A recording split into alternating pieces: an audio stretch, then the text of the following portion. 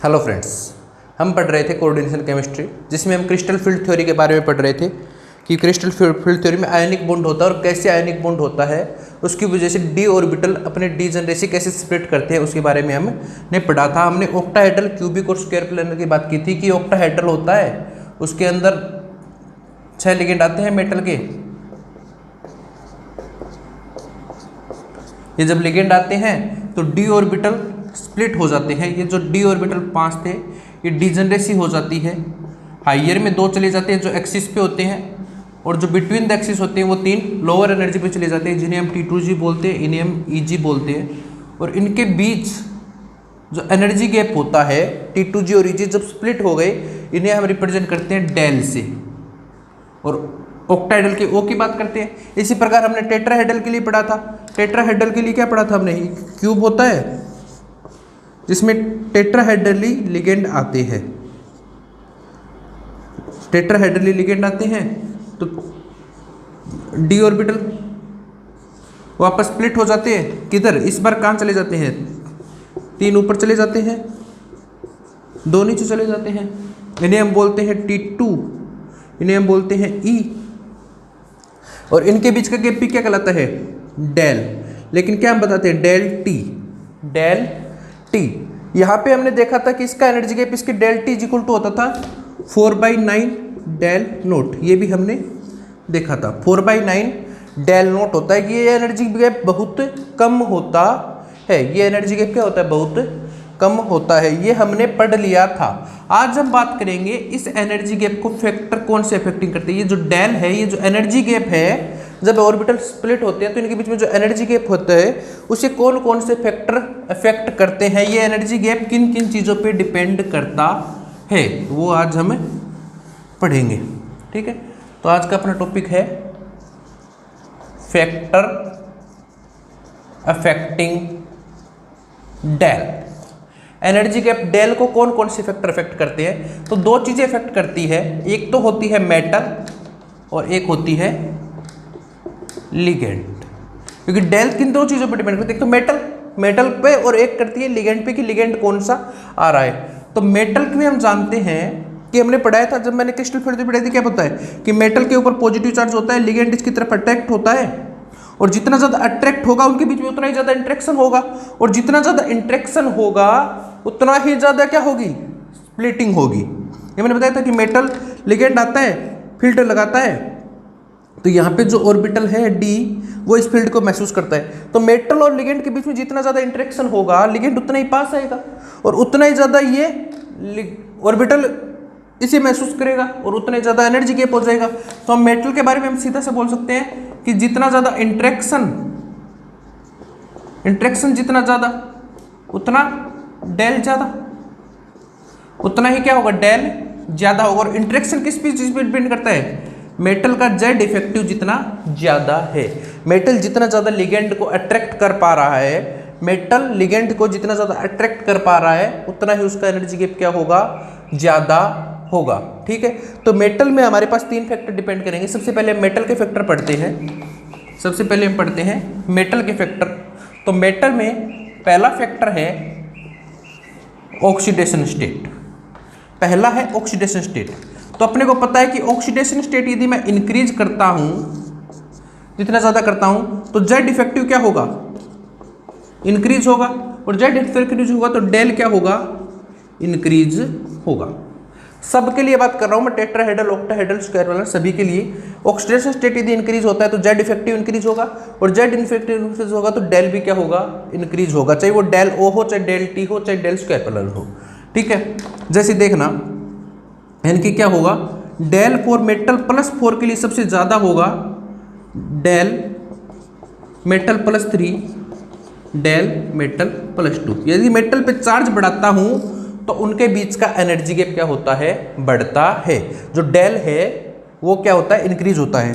जैसे मैं एक ले लूँ metal L6 plus metal L6 +2, metal L6 +3, इसके लिए आई डेल 1, इसके लिए आई डेल 2, इसके लिए आई डेल 3। तो आपको रिलेशन पूछे तो क्या होगा? यदि लिगेंड सेम है तो सिर्फ आपको मेटल देखना है, +3 चार्ज है तो del 3 greater than del 2 greater than del 1। ज़्यादा होगा। ठीक है, जितना ज़्यादा मेटल पे ऑक्सीडेशन स्टेट होगी उतना ही ज़्यादा उसका एनर्जी गैप होगा। दूसरा मेटल क्या होगा? In between series. In between series का मतलब 3D 4D 5D। एक तो मैं जैसे कोबाल्ट ले लूँ, एक मैं इरिडियम ले लूँ, या फिर फेरस ले लूँ, इरिडियम ले लूँ, है ना। तो 3D से 4D जाऊँ, 4D से 5D जाऊँ, तो अपने को पता है कि ऊपर से नीचे जाने पे जेड इफेक्टिव क्या होता है? इंक्रीज होता है। ऊपर से नीचे जाने पे जेड इफेक्टिव इंक्रीज होता है, क्योंकि यहाँ पे एफ ब्लॉक हो जाता है, लेंथेनाइड कंस्ट्रक्शन लगता है, जिसकी वजह से एफ है, जेड इफेक्टिव इंक्रीज होता है। और जेड इफेक्टिव इंक्रीज होगा तो डेल फॉर 3D कम होगा, डेल 4D, डेल 5D। तो ऊपर से नीचे जाने पे डेल क्या होता है? इंक्रीज होता है। अप टू डाउन जाने पे डेल क्या होता है? इंक्रीज होता है। 3D का सबसे कम होता है, 4D का ज़्यादा होता है, 5D का ज़्यादा और सबसे ज़्यादा होता है। और कितना चेंज आता है? ये आता है 30 से 40% तक, और ये आता है 40 से 50% तक। तो ऊपर से नीचे जाने पे डेल क्या होता है? एनर्जी गैप क्या होता है? बढ़ता है। जैसे ऑक्टाहेड्रल में T2G और Eg के बीच का एनर्जी गैप ऊपर से नीचे जाने पे बढ़ेगा। टेट्राहेड्रल हो चाहे ऑक्टाहेड्रल हो चाहे स्क्वायर प्लानर हो, ठीक है, ऊपर से नीचे जाने पे एनर्जी गैप क्या होता है? बढ़ता है। 3D से 4D मेटल जाते हैं, 4D से 5D जाते हैं, तो डेल की वैल्यू क्या होती है? बढ़ती है। इन ए सीरीज, एक ही सीरीज में, जैसे स्कैंडियम से मैं जाऊं जिंक की तरफ, स्कैंडियम से मैं जाऊं जिंक की तरफ, तो जेड इफेक्टिव क्या रहता है? कांस्टेंट रहता है। और जेड इफेक्टिव कांस्टेंट रहता है तो अदर फैक्टर अपने को क्या करते हैं? इफेक्ट करते हैं। अदर फैक्टर इफेक्ट करते हैं, जो जॉन टेलर डिस्ट्रीब्यूशन वगैरह में हम पढ़ेंगे। तो डेल की वैल्यू क्या होती है? मे बी डिक्रीज और इंक्रीज। किसी केस में डिक्रीज हो सकती है, किसी केस में इंक्रीज हो सकती है। कोई फिक्स ट्रेंड नहीं होता कि डिक्रीज ही होगी या इंक्रीज ही होगी। तो मेनली दो फैक्टर आपको इफेक्ट करते हैं, ऑक्सीडेशन स्टेट और in between series. Oxidation state बनने पे डेल बढ़ता है, अप टू डाउन जाने पे 3D से 4D, 4D से 5D जाने पे डेल की वैल्यू क्या होती है? इंक्रीज होती है। लेफ्ट टू राइट जाने पे डेल डिक्रीज भी हो सकता है, इंक्रीज भी हो सकता है। इन जनरल डिक्रीज होता है। मैं आपको बता दूं मोस्टली केसेज में डिक्रीज होता है, पर जरूरी नहीं है कि डिक्रीज ही होगा। ठीक है, यह है मेटल से रिलेटेड फैक्टर। अब आपको फैक्टर कौन से इफेक्ट करते हैं? लिगेंड। दूसरा है लिगेंड। लिगेंड लिगेंड में दो फैक्टर इफेक्ट करते हैं। एक तो number of ligand and geometry. Number of ligand, कितने लिगेंड आ रहे हैं और उसकी जियोमेट्री क्या है। क्योंकि हमने पढ़ा था कि लिगेंड रिपल्सन करते हो तो जितने ज़्यादा लिगेंड होंगे उतना ही ज़्यादा रिपल्सन लगेगा, जितनी ज़्यादा लिगेंड होगी उतने ज़्यादा इंटरेक्शन होगा और उतने ज़्यादा एनर्जी के होना चाहिए। लेकिन उसके साथ उसकी जियोमेट्री भी डिपेंड करती है। और दूसरा है फील्ड स्ट्रेंथ। उसकी फील्ड स्ट्रेंथ क्या है। तो सबसे पहले मैं बात करता हूँ number of ligand and geometry की। जैसे मैं कोऑर्डिनेशन नंबर और जियोमेट्री लिखता हूँ। कोऑर्डिनेशन नंबर आपके पास 4 है, जियोमेट्री हो सकती है टेट्राहेड्रल। 4 है, जियोमेट्री हो सकती है स्क्वायर प्लानर। 6 है ऑक्टाहेड्रल। 8 है क्यूबिक। तो अपने को पता है कि जितना ज़्यादा होगा उतना ज़्यादा और नहीं, लेकिन कोऑर्डिनेशन नंबर के साथ साथ जियोमेट्री भी डिपेंड करती है। तो हम ये तो पढ़ चुके हैं। इसके लिए टेट्राहेड्रल के लिए क्या होता है? डेल ओ बटा 9। ऑक्टाहेड्रल के लिए डेल ओ अपॉन 6। इसके लिए डेल ओ अपॉन 9। ये कल हमने किया था पिछली क्लास में। इसके लिए डेल एक लिगेंड का कितना स्प्लिट होती है? Del upon 6। इसके लिए डेल अपॉन 9। इसके लिए डेल अपॉन 9 और इसके लिए होता है डेल SP अपॉन 4। तो इसका एनर्जी गैप कितना होता है? 4/9 डेल नोट। इसका होता है डेल SP, इसका होता है डेल नोट और इसका होता है 8 डेल नोट अपॉन 9। ठीक है, तो इसका ऑक्टाहेड्रल का अपन को पता है एनर्जी गैप कितना होता है? Del note. क्यूबिक का कितना होता है? 8 डेल नोट अपॉन 9 हमने किया था। इसका 4 अपॉन डेल नोट, ये क्या होता है? Del T del cubic. और ये होता है 1.25 डेल नोट से 2 डेल नोट के बीच। तो एक तो डिपेंड करता है energy gap, number of ligand कितने और उसकी ज्योमेट्री क्या है। तो इसके आधार पे हम बात कर सकते हैं कि डेल sp सबसे ज़्यादा होता है, फिर डेल O होता है, फिर डेल क्यूबिक होता है एंड देन डेल टेट्राहेड्रल होता है। ये हम बता सकते हैं ज्योमेट्री के आधार पे कि ज्योमेट्री चेंज होती है और कोऑर्डिनेट सेंटर चेंज होती है, तो भी डेल डिपेंड करता है लिगेंड के आधार पे। जितने ज़्यादा लिगेंड और उसकी ज्योमेट्री क्या है उसके आधार पे हम डेल की वैल्यू बता सकते हैं, कब कम होगी कब ज़्यादा होगी। ये हमने निकाले थे 4/989। दूसरा होता है फील्ड स्ट्रेंथ, ये सबसे इंपॉर्टेंट फैक्टर में है लिगेंड का, फील्ड स्ट्रेंथ। देखना कैसे, हमने पिछली क्लास में पढ़ा था कि जब लिगेंड आता है मेटल की तरफ, ये ऑर्बिटल इसका है, ये लिगेंड आ रहा है, तो ये क्या लगाता है, इलेक्ट्रिक फील्ड लगाता है, इलेक्ट्रिक फील्ड लगाता है ना। तो जितना ज़्यादा इस लिगेंड का फील्ड, ये इलेक्ट्रिक फील्ड की स्ट्रेंथ जितनी ज़्यादा होगी, डेल नोट क्या होगा, डेल क्या होगा, ज़्यादा होगा।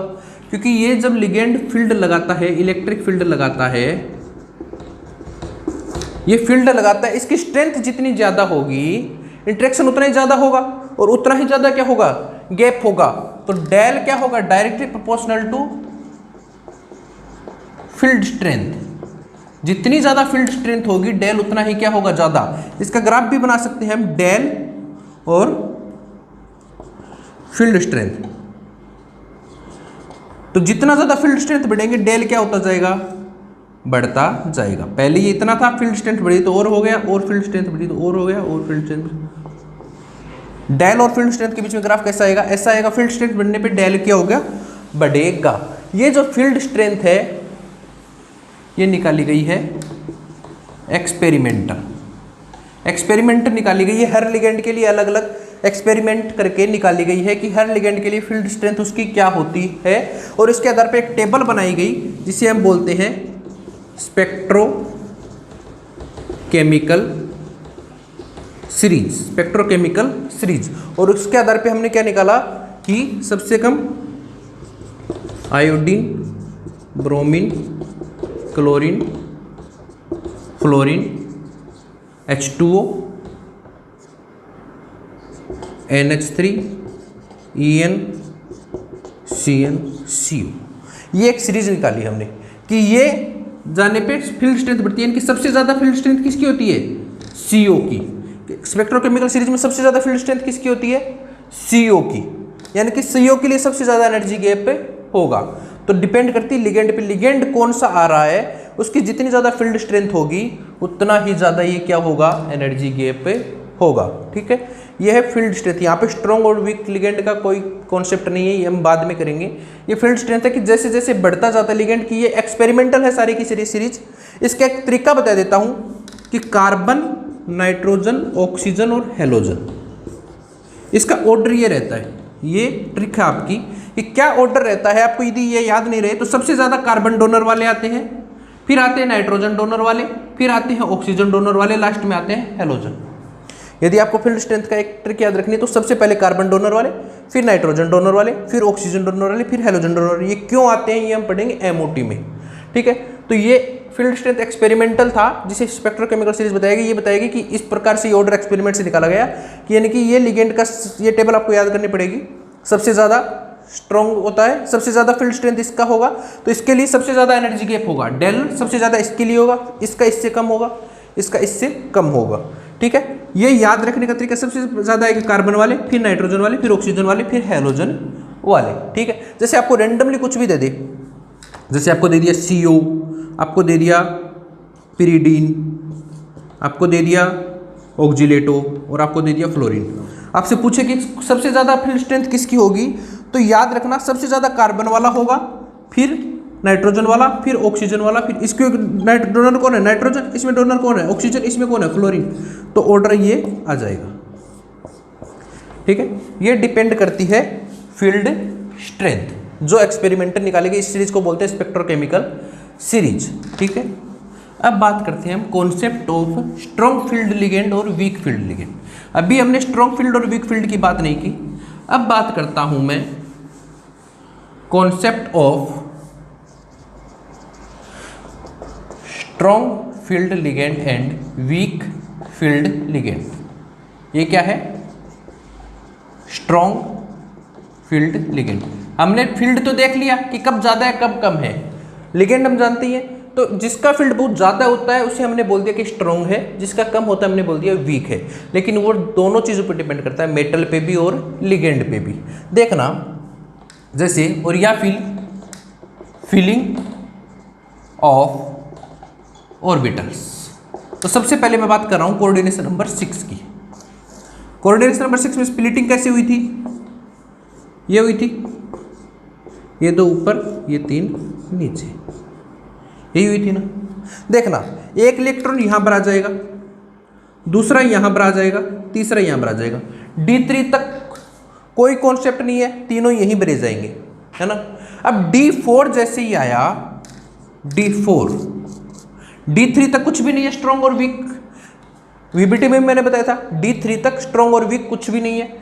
D4 जैसे ही आया, अब समझ रहा है, VBT इसके बारे में नहीं बताया, लेकिन ये बता रहा है कि D4 जैसे ये तो 2 तरीके हैं, या तो मैं D4 को क्या करूं, यहां बढ़ दूं। D3 तक तो सेम था, D1 के लिए क्या आएगा, T2G1, D2 के लिए क्या आएगा, T2G2, Eg0, Eg0, D3 के लिए क्या आएगा, T2G3, Eg0। D4 का जैसे केस आया तो 2 केस हो सकते हैं D4 में। एक क्या हो सकता है कि आप अपना इलेक्ट्रॉन यहीं भेजो, यहां पे T2G3, Eg1। दूसरा क्या हो सकता है, आप इसको यहां कर दो D4 के लिए, है ना, T2G4, Eg0। यहां 2 केस हो सकते हैं D4 का जैसे ही केस आया, या तो आप यहां भेज दो या पे यहां कर दो। इस एनर्जी को क्या बोलूंगा मैं, डेल नोट, है ना। जब देखो, ये तो यहां भेजने के लिए मुझे कितनी एनर्जी चाहिए, डेल नोट। लेकिन यदि यहां पे इलेक्ट्रॉन भर रहा है तो भी मुझे एक एनर्जी चाहिए, जिसे मैं बोलता हूं पेयरिंग एनर्जी। पेयरिंग एनर्जी, इसे चाहिए पेयरिंग एनर्जी। पेयरिंग एनर्जी किसके बराबर होती है, इलेक्ट्रॉनिक रिपल्सन, क्योंकि यदि मैं इलेक्ट्रॉन यहां भरूंगा तो इसका रिपल्सन लगेगा, प्लस में एक्सचेंज एनर्जी प्लस ई।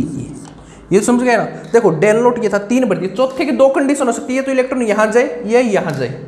यहां जाने के लिए जो एनर्जी चाहिए वो क्या है, डेल नोट। यहां जाने के लिए जो इसे एनर्जी चाहिए वो क्या है, डेल नोट। और यहां रहने के लिए जो एनर्जी चाहिए वो क्या है, पी, पेयरिंग एनर्जी। यहां बढ़ने के लिए जो एनर्जी चाहिए वो है P, pairing energy. Pairing energy किसके बराबर होती है, एक तो इसके साथ जो रिपल्सन लग रहा है उसके बराबर, और जो एक्सचेंज एनर्जी है उसके बराबर। ठीक है, अब देखना कहां जाएगा, यहां जाएगा या यहां जाएगा, ये किस पे डिपेंड करेगा, इस एनर्जी गैप पे। यदि एनर्जी गैप ज़्यादा है, एनर्जी गैप ज़्यादा है और पेयरिंग एनर्जी कम हो गई तो क्या होगा, ये एनर्जी गैप ज़्यादा और पेयरिंग एनर्जी कम है तो ये कम वाले के पास जाएगा, भाई इसमें तो कम एनर्जी चाहिए मेरे को, ये पेयर हो जाएगा। और यदि एनर्जी गैप कम है और पेयरिंग एनर्जी ज़्यादा है तो ये कहाँ चला जाएगा, यहाँ चला जाएगा। समझ रहे हो। अब किस पे डिपेंड करेगा, इस एनर्जी गैप। यदि एनर्जी गैप बहुत ज़्यादा है तो इलेक्ट्रॉन यहाँ न जाके कहाँ चला जाएगा, यहाँ चला जाएगा। और ये एनर्जी गैप कम है तो इलेक्ट्रॉन यहाँ न रह के कहाँ चला जाएगा, यहाँ चला जाएगा। तो यदि ये यहाँ जा रहा है, इसका मतलब क्या है, del naught is less than pairing energy. या फिर मैं आपको समझाने के लिए अलग से बना लेता हूं इसे, है ना, देखना, समझाने के लिए अलग से बना लेता हूं। मैं D4 की बात कर रहा हूं, D4 की बात कर रहा हूं। तो 2 केस हो सकते हैं, या तो क्या हो, ऐसे हो जाए, या फिर क्या हो,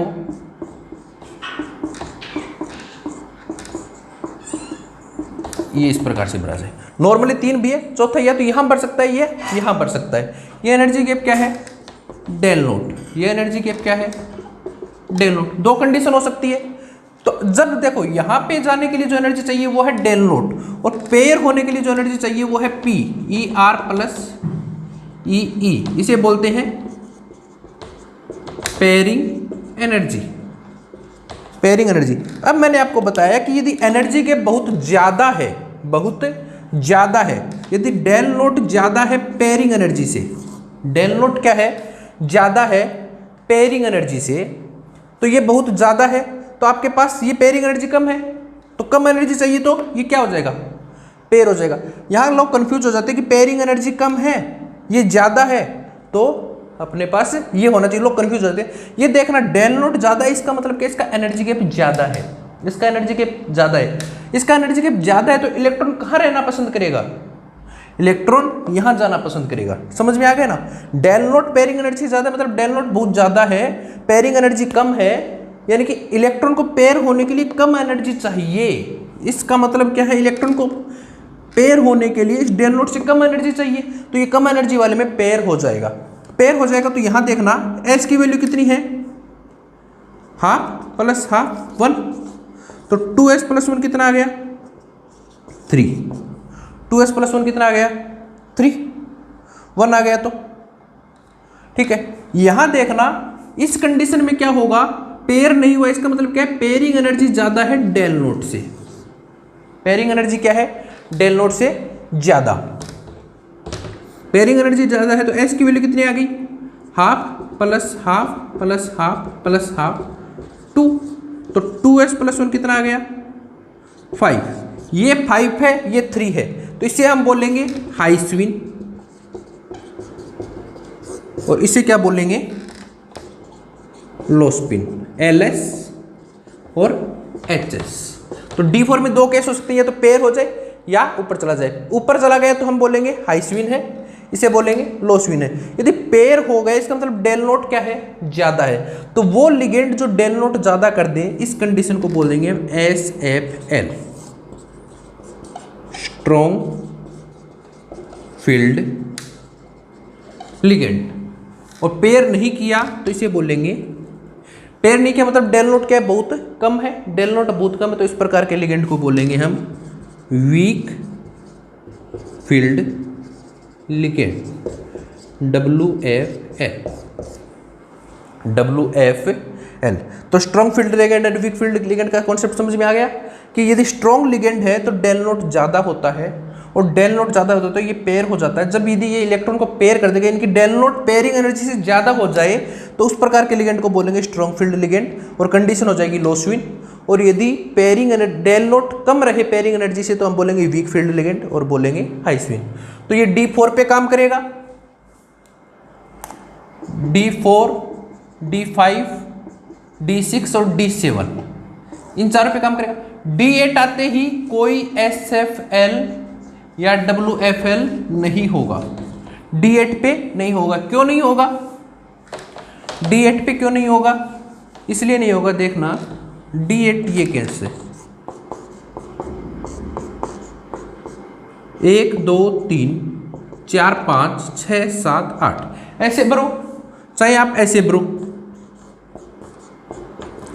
2 4 6 7 8, दोनों में सेम ही केस है, तो इस यहाँ पे SFL या WFL जैसे कोई चीज़ होती नहीं। कहाँ तक काम आएगी, D4, D5, D6, D7 में ही काम आएगी। और पेयरिंग एनर्जी और समझ गए कॉन्सेप्ट। तो क्या होगा, एक बार लिख देता हूं मैं, D4, D5, D6, D7 coordinate number 6। तो दो केस हो सकता है, del naught is greater than P, del naught is less than P।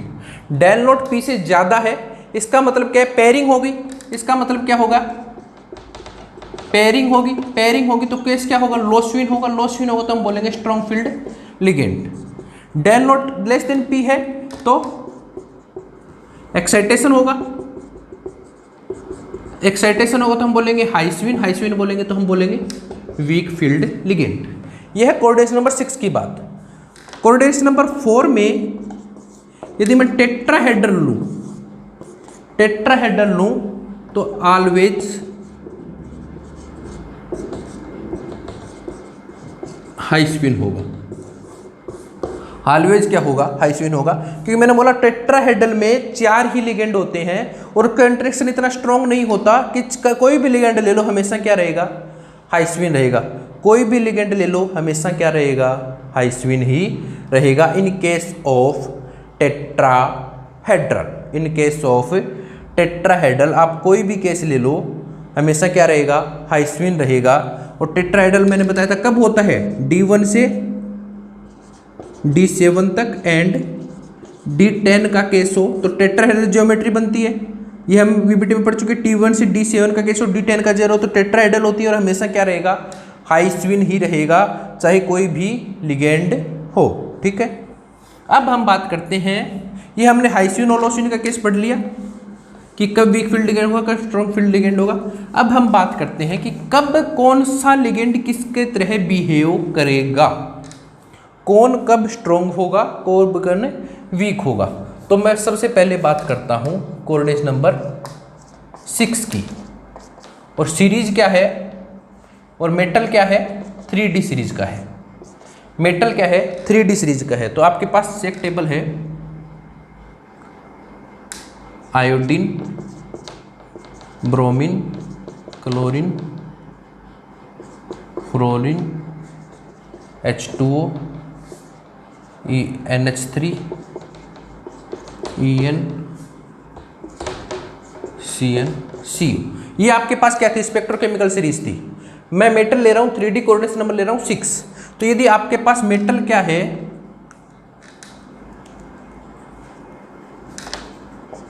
+2, metal क्या है, +2 ऑक्सीडेशन स्टेट में है, तो याद रखना यहां ये क्या होगा, स्ट्रॉन्ग फील्ड लिगेंड, ये सारे के सारे क्या होंगे, weak field ligand. Coordinate number 6 में सिर्फ और सिर्फ कार्बन वाले क्या होंगे, स्ट्रॉन्ग फील्ड लिगेंड, बाकी सारे क्या होंगे, वीक फील्ड लिगेंड। यदि ये सारे मतलब मेटल क्या है, +2 है, 3D सीरीज है, कोऑर्डिनेट नंबर 6 है, तो ये सारे के सारे किसकी तरह की बात करेंगे, वीक फील्ड लिगेंड की तरह बिहेव करेंगे। मतलब क्या होंगे, हाई स्विन होंगे, और del naught is less than होगा पेयरिंग एनर्जी से, और इनके लिए क्या होगा, ये लो स्विन होंगे, और del naught is greater than होगा पेयरिंग एनर्जी। मेटल +2 की बात करें, मेटल +2 का मतलब जैसे आपका हो गया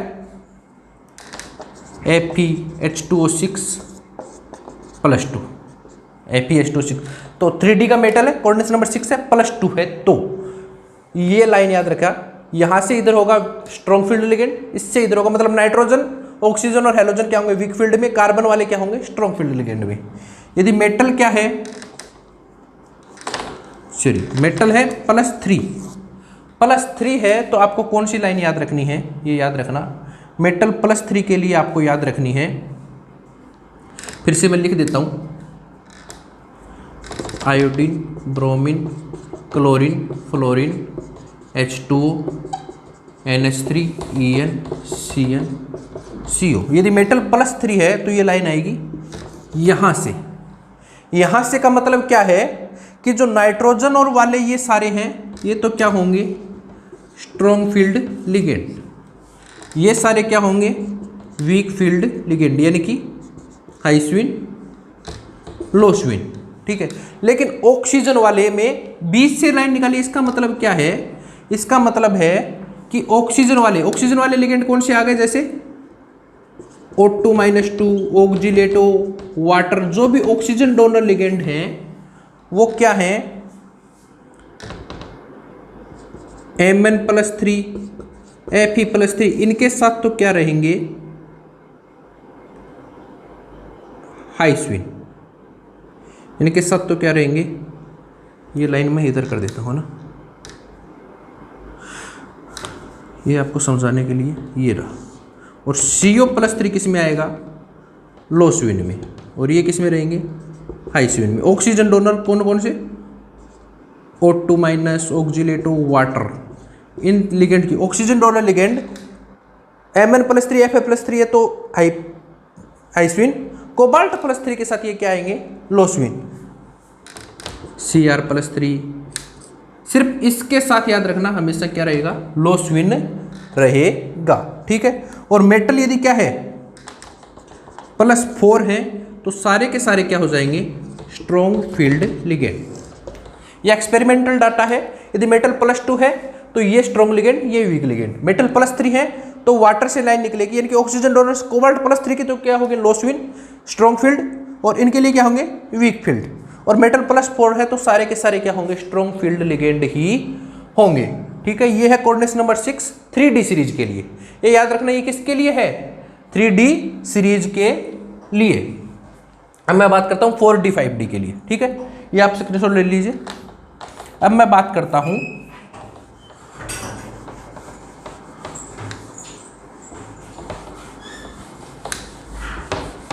मेटल क्या हो आपका, मेटल हो 4D और 5D सीरीज का, है ना। तो चाहे मेटल +2 हो, चाहे +3 हो, चाहे +4 हो, यदि 3D और 4D और 5D सीरीज की मेटल है तो सारे के सारे क्या होंगे, स्ट्रॉन्ग फील्ड लिगेंड होंगे।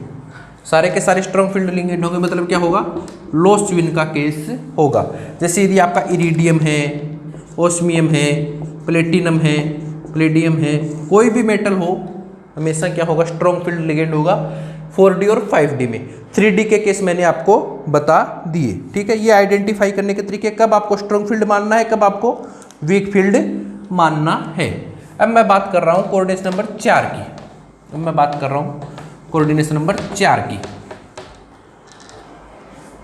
कोऑर्डिनेशन नंबर 4, कोऑर्डिनेशन नंबर 4 में मैंने आपको बताया था D1 से D7 एंड D10 क्या होता है, टेट्राहेड्रल होता है। और टेट्राहेड्रल हमेशा क्या रहता है, हाइस्विन रहता है। टेट्राहेड्रल हमेशा क्या रहता है, हाइस्विन रहता है। कोई हाइस्विन लो स्विन कभी नहीं होता, हाइस्विन होता है ऑलवेज।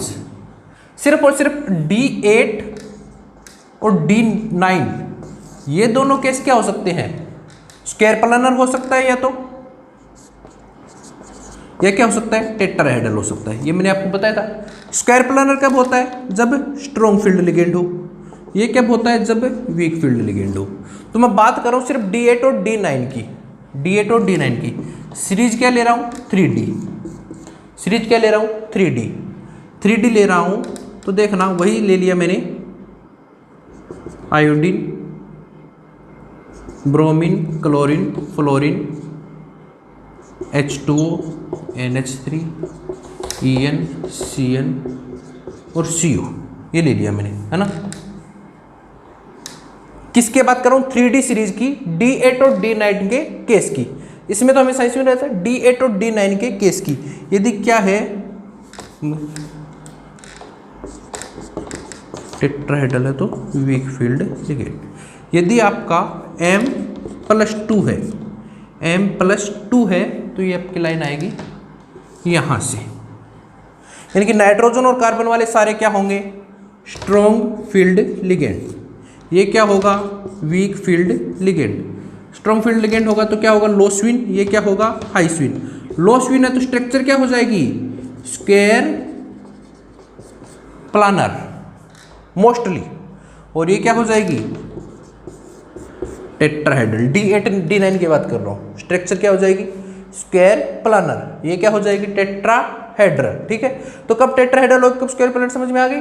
3D में +2 के केस में, 3D में +2 के केस में ये क्या होंगे, स्ट्रॉन्ग फील्ड लिगेंड। ये क्या होंगे, वीक फील्ड लिगेंड। और मेटल क्या हो, +3 हो तो सारे के सारे क्या होंगे, स्ट्रॉन्ग फील्ड लिगेंड। सारे के सारे क्या होंगे, स्क्वायर प्लानर। सारे के सारे क्या होंगे, स्क्वायर प्लानर। वापस याद रखना, D8 और D9 के ही केस की बात कर रहा हूं मैं। D1 से D7 और D10 तो हमेशा क्या होता है, टेट्राहेड्रल ही होता है। उसमें हाइस्विन लो स्विन की कोई बात ही नहीं है, हमेशा क्या होते हैं, हाइस्विन होते हैं। D10 D9 3D metal. ठीक है, मेटल +2 हो तो ये स्ट्रॉन्ग फील्ड, ये वीक फील्ड। और यदि मैं ले लूं आपकी मेटल कौन सी,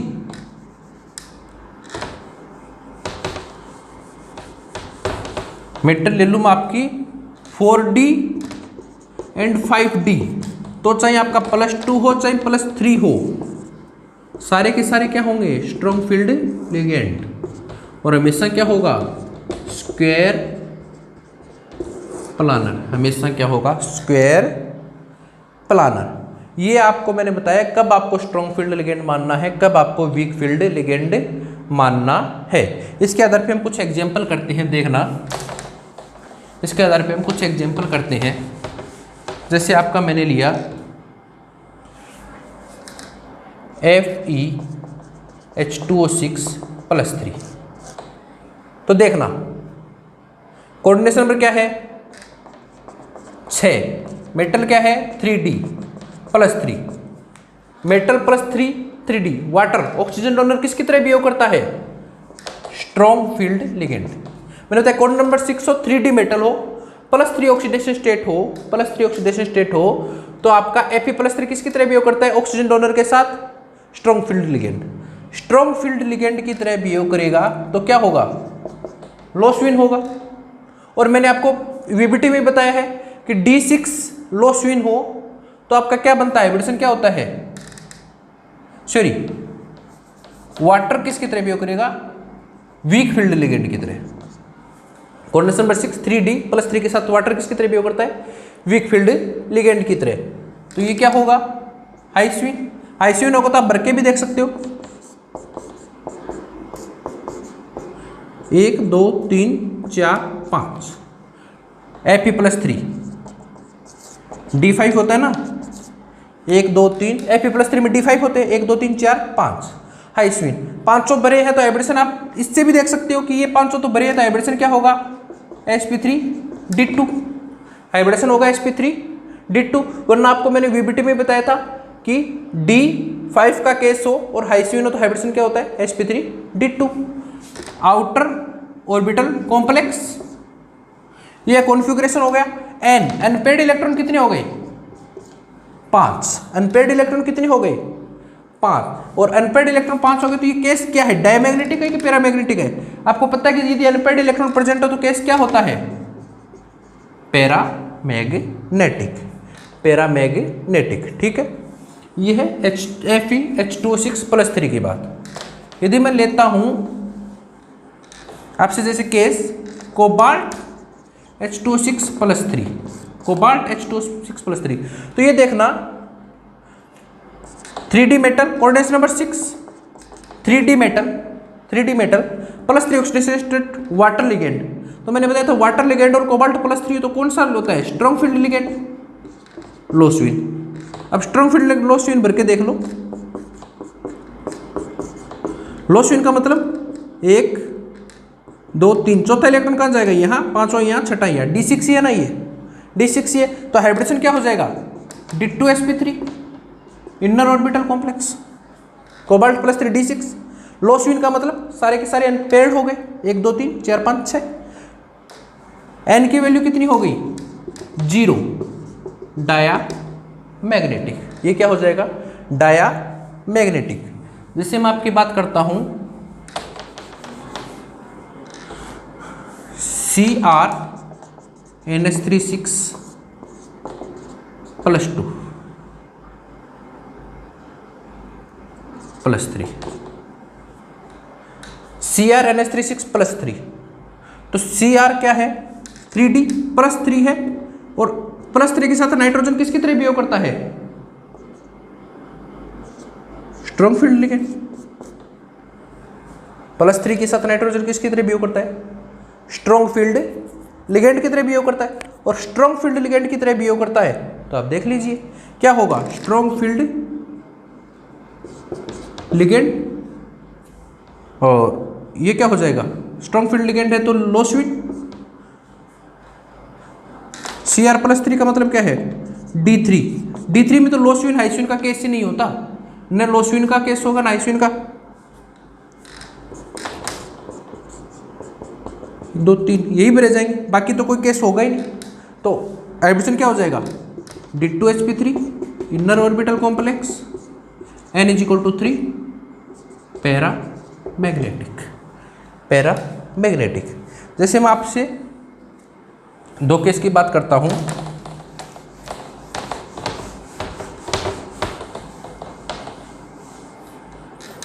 NiF6-2 NiF6-4। ये देखना चार्ज कितना होगा इस पे निकल +4 निकल पे चार्ज क्या गया +4 -2 -6 +4 ये क्या हो गया निकल +2 कोऑर्डिनेशन नंबर क्या है 6 है। कोऑर्डिनेशन नंबर क्या है 6 है, 3D मेटल है, 3D मेटल है, +2 है, +2 के साथ फ्लोरीन क्या होता है वीक फील्ड लिगेंड। केस क्या हो जाएगा हाइस्विन या लोस्विन की बात ही नहीं करूंगा, निकल +2 क्या है D8 है, हाइस्विन या लोस्विन की बात ही नहीं होगी, D8 है तो वीक फील्ड लिगेंड की तरह बात करेगा, N की वैल्यू क्या आ जाएगी 2 और हाइब्रिडेशन क्या आ जाएगा sp3d2, sp3d2। लेकिन देखना निकल +4 है तो लोग जल्दबाजी में गलती कर देते हैं, निकल है फ्लोरीन, मोस्टली लोग फ्लोरीन को हमेशा क्या मानते हैं वीक फील्ड लिगेंड, और यदि आपने इसे वीक फील्ड लिगेंड कर दिया तो निकल +4 क्या है D6। देखना निकल का कॉन्फ़िगरेशन क्या होता है 3d8 4s2, +4 का मतलब 4 इलेक्ट्रॉन निकालना है तो 2 s के गए, 2 d के गए, 3 d6। और यदि आप स्ट्रॉन्ग मान लोगे तो आप क्या कर दोगे, सॉरी वीक मान लोगे तो क्या कर दोगे, वीक में कैसे भरोगे 1 2 3 4 5 6, यदि ये कर दोगे तो बिल्कुल ही गलत हो जाएगा आपका। निकल +4 है, यदि मेटल +4 हो तो सारे के सारे क्या होते हैं स्ट्रॉन्ग फील्ड लिगेंड, ये वाला क्या है आपका गलत। यदि आपने फ्लोरीन को वीक मान लिया तो मेटल +4 के पास सारे क्या होते हैं स्ट्रॉन्ग लिगेंड, और स्ट्रॉन्ग लिगेंड है तो D6 का स्ट्रॉन्ग लिगेंड कैसे भरा जाएगा 1 2 3 4 5 6 ऐसे भरा जाएगा। तो इसका हाइब्रिडाइजेशन, इसमें N की वैल्यू कितनी हो जाएगी, यहाँ तो N की वैल्यू कितनी हो जाएगी 0, ये क्या हो जाएगा डायामैग्नेटिक, हाइब्रिडेशन क्या हो जाएगा D2sp3, ठीक है। ये है निकल +6, ये अपना नॉर्मल केस है ही, ठीक है। अब मैं 1 2 केस की और बात करता हूँ, वो है आपका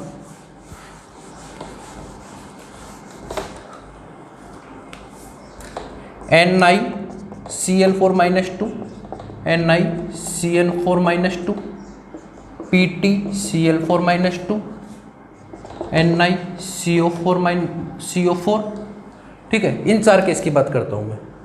देखना कोऑर्डिनेशन नंबर क्या है 4 4 4 और 4, कोऑर्डिनेशन नंबर 4 है तो आपको ये देखना D8 D9 है या क्या है, तो ये क्या है निकल +2, निकल +2, Pt +2, निकल 0, तो ये क्या हो जाएगा D8 D8 D8 D10। यहां देखना D10 हो गया तो स्ट्रॉन्ग फील्ड और वीक फील्ड की बात ही नहीं करेंगे, D10 हमेशा क्या होता है स्क्वायर, सॉरी टेट्राहेड्रल, हमेशा क्या होगा टेट्राहेड्रल। NiCO4 पर क्या हो जाएगा टेट्राहेड्रल, D10 है तो हमेशा क्या होगा टेट्राहेड्रल है, और D10 है तो कॉन्फ़िगरेशन क्या भरा जाएगा 1 2 3 4 5 6 7 8 9 10, यही भरा जाएगा ना।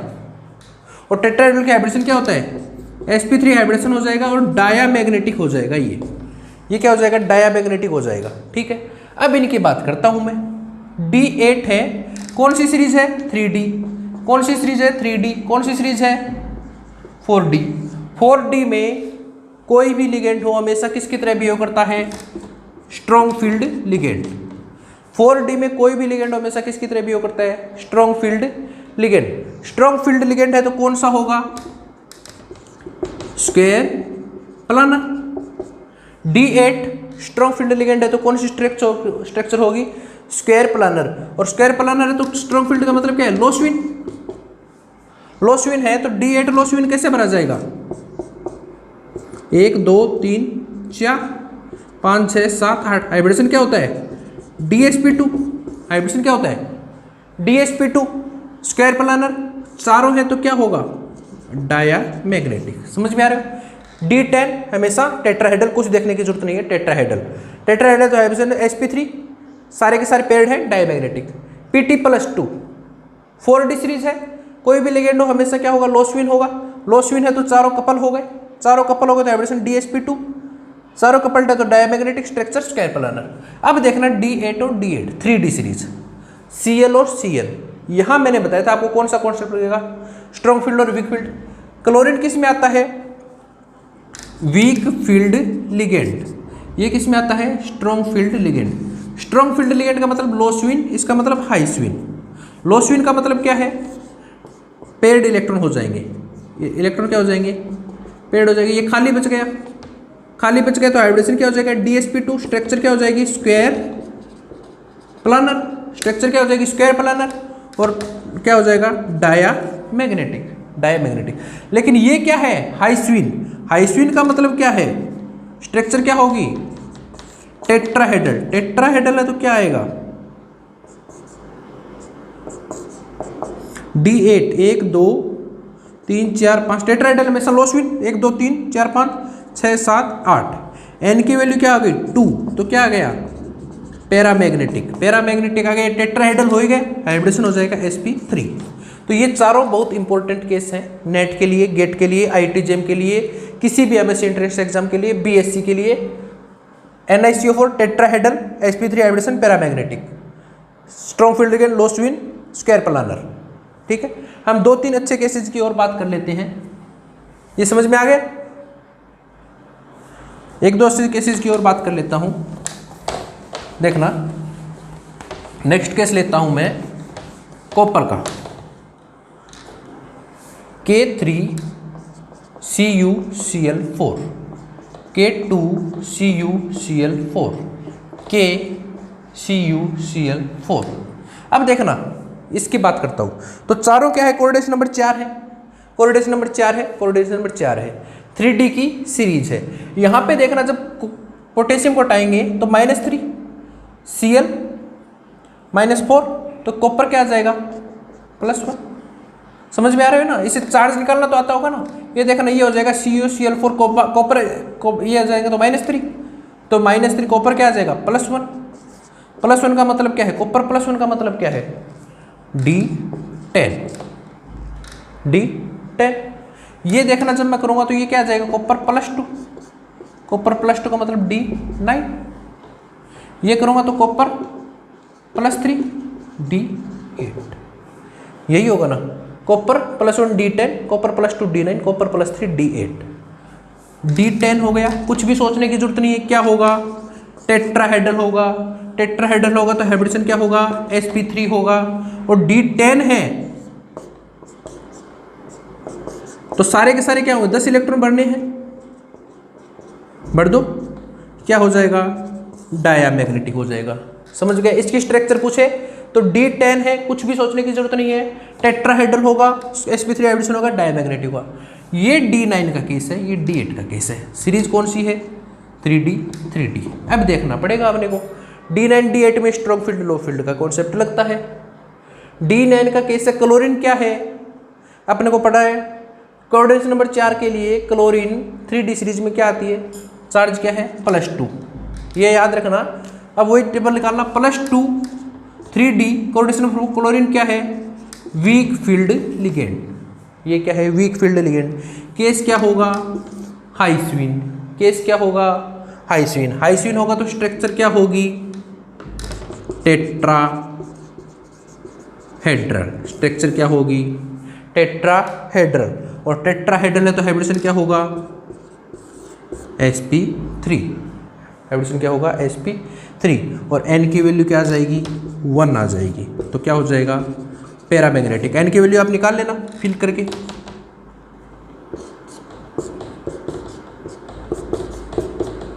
एक 2 3 4 5 6 7 8 9, एक आ गया पैरामैग्नेटिक। अब देखना, कोबाल्ट +3 D8। सीधे कई लोग क्या करते थे, क्लोरीन, क्लोरीन मतलब वीक लिगेंड, वीक लिगेंड मतलब टेट्राहेड्रल।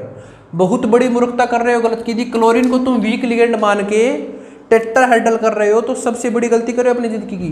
कॉपर +3, और यदि मेटल पे चार्ज +3 हो तो सारे के सारे लिगेंड क्या होते हैं, स्ट्रॉन्ग फील्ड लिगेंड। ये याद रखना। और स्ट्रॉन्ग फील्ड लिगेंड होगा तो LS है तो square planar. Square planar D8, hybridization DsP2, diamagnetic. ठीक है, ये अपने को कैसे स्ट्रक्चर पता करनी है, कैसे डायामैग्नेटिक, पैरामैग्नेटिक, कब लोस्विन कब हाइस्विन, ये मैंने आपको बताया। ये है क्रिस्टल फील्ड थ्योरी में लिगेंड का क्लासिफिकेशन, कब स्ट्रॉन्ग फील्ड लिगेंड होगा, कब वीक लिगेंड फील्ड होगा। Thank you.